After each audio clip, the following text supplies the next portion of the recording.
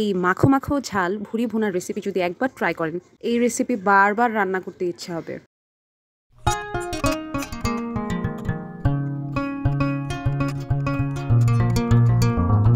সাথে থাকবে কিছু টিপস অ্যান্ড ট্রিক্স যেটা ফলো করলে আপনারাও তৈরি করে ফেলতে পারবেন এরকম সুস্বাদু গরুর ঝাল ঝাল ভুরি ভুনা। শুরুতেই কেটে পরিষ্কার করে রাখা ভুরি গরম পানিতে সেদ্ধ করে নিব। সাথে দিব হলুদ গুঁড়ো, মরিচ গুঁড়ো আর সামান্য লবণ।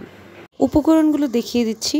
পেঁয়াজ কুচি, কিউব করে কাটা পেঁয়াজ, আস্ত রসুন, ফালি করে কাটা কাঁচামরিচ, আস্ত শুকনো মরিচ, অল্প গোলমরিচ, লবঙ্গ, জয়ত্রী, ধনিয়া পাতা কুচি, গরম মশলা। রান্না ইউজ করব পেঁয়াজ, রসুন, আদা, কাঁচামরিচ, শুকনো মরিচের পেস্ট। এরপর গরম তেলে দিয়ে দিব পেঁয়াজ কুচি, গোল্ডেন ব্রাউন হওয়া পর্যন্ত ভেজে দিয়ে দিব ব্লেন্ড করে রাখা স্পেশাল মশলা।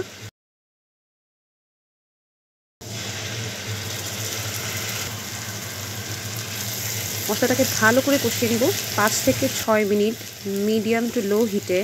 মশলাটাকে ভালো করে ঢেকে কষিয়ে নিয়েছি।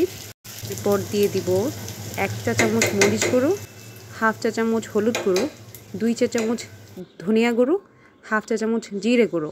এরপর সামান্য পানি দিয়ে ঢেকে মশলাটা আবার 3 থেকে 4 মিনিটের জন্য কষিয়ে নিয়েছি। আরও অল্প পানি দিয়ে 2 থেকে 3 মিনিটের জন্য কষিয়ে নিব তেল ওঠা না পর্যন্ত। এবার গরম মশলাগুলো তেলে গুঁড়ো করে নিব। গরম মশলার গুঁড়োটা একদম রান্নার শেষের পর্যায়ে ইউজ করব। এই রান্নার অ্যারোমাটাই ডিফারেন্ট আসে এই মশলা ইউজের কারণে। এদিকে মশলা কষানো শেষ। এরপর দিয়ে দিব সিদ্ধ করে রাখা ভুড়ি। মূলত এই রান্নায় কম পানি ইউজ করে অনেক সময় নিয়ে কষাতে হবে।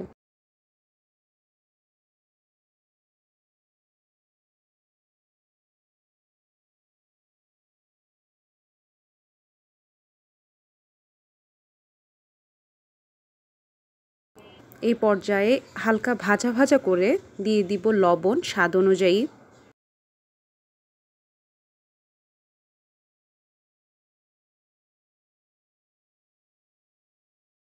এটাকে ঢেকে আবার কষাবো 5 থেকে 7 মিনিটের জন্য।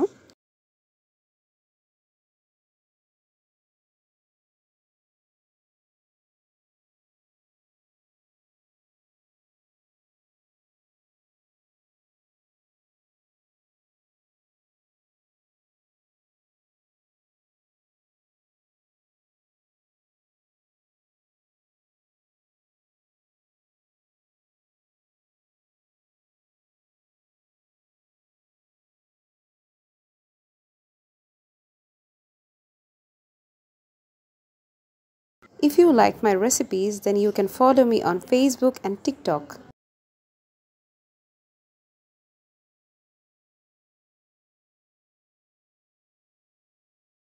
আবার সামান্য পানি ইউজ করে 5 থেকে 7 মিনিটের জন্য কষিয়ে নিব।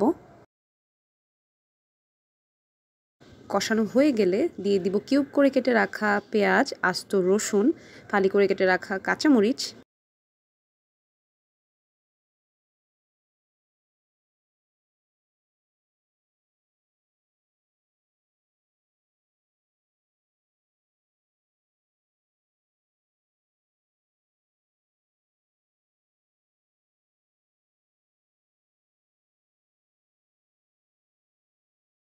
আরেকটা বিষয়, don't forget to subscribe my YouTube channel. এরপর দিয়ে দিব গুঁড়ো করে রাখা গরম মশলা।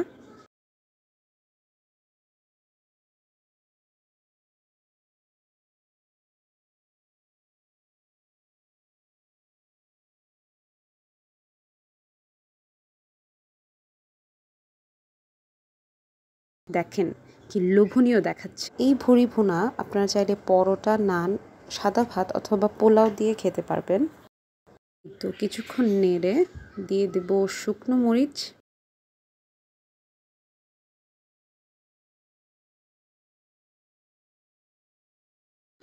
এরপর লো টু মিডিয়াম হিটে রান্না করব আরও 8 থেকে 10 মিনিটের জন্য। মাঝখানে 1-2 বার নেড়ে দিতে হবে। এই তো রেডি হয়ে গেল আমাদের অতি সুস্বাদু ভুরি ভুনা। রেসিপি ট্রাই করে ফিডব্যাক দিতে ভুলবেন না। And again, thanks for watching.